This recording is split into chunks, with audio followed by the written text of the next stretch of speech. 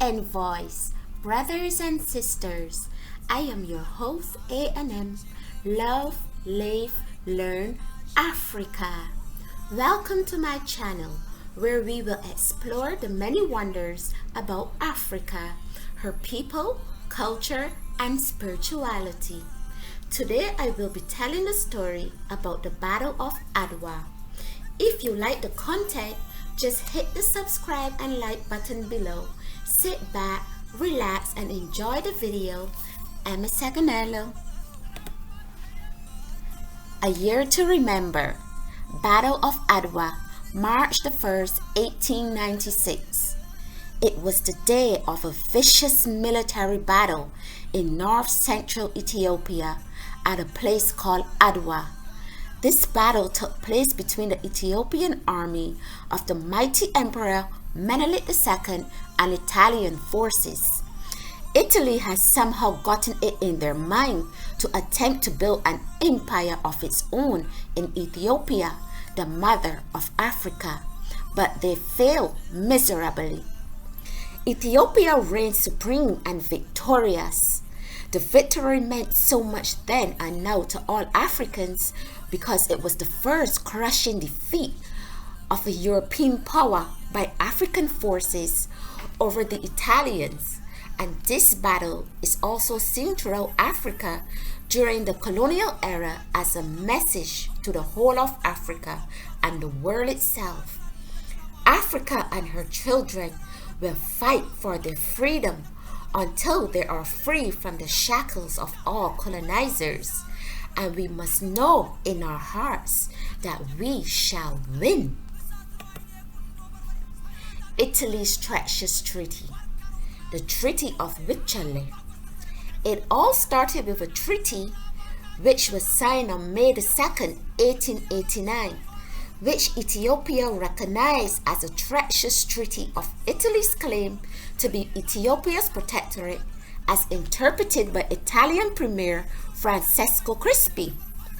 This article in the treaty was interpreted by Menelik II to mean that Ethiopia could call on Italy at any time to protect them and help fight foreign powers for them, a colonial way of smartly usurping power and control from Ethiopia's kingdom.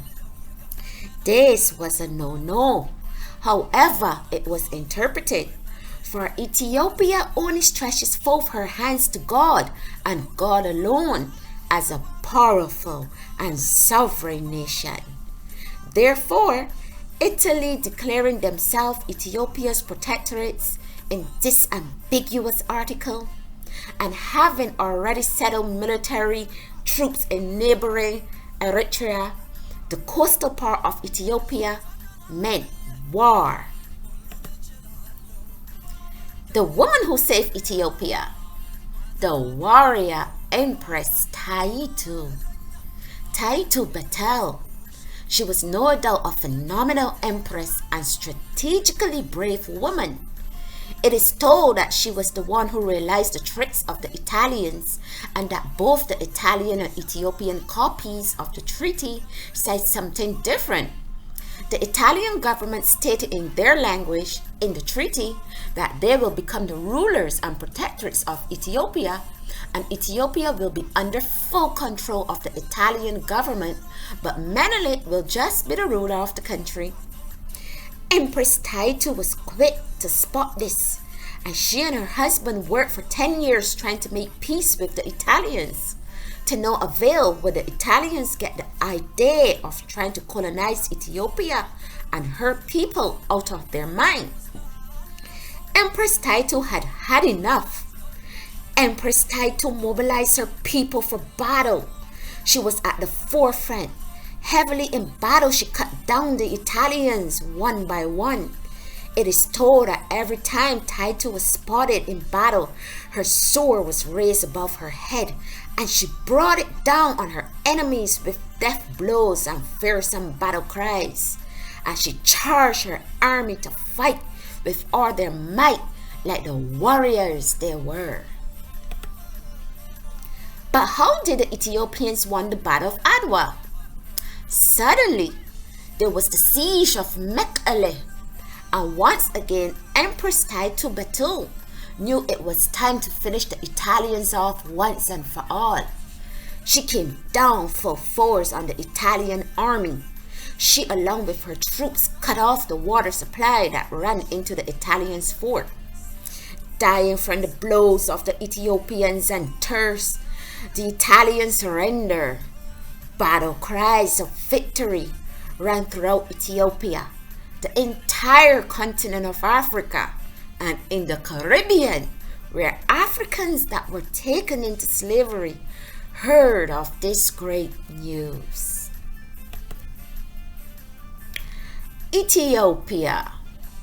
Today we take the time to remember Emperor Menelik II, his wife Empress Taitu, and all the other Ethiopians who fought so that the Ethiopians can remain forever a sovereign state and people. Ethiopia remains a sovereign nation. It has never been colonized by anyone. The Prime Minister of Ethiopia is Dr. Abiy Ahmed. Ethiopia is made up of many ethnic tribes, the largest being Oromo and Amhara. Ethiopia's main religions are Orthodox Tawahedo Christianity and Islam. Beta Israel, the Hebrew Israelites from the tribe of Dan, the Falasha, the Rastafaris, and many more indigenous tribes, which we will learn more of in other videos, are still in Ethiopia today. Well, I hope you like the story about Ethiopia and the Battle of Adwa, and stay tuned for the rest of the videos in the future.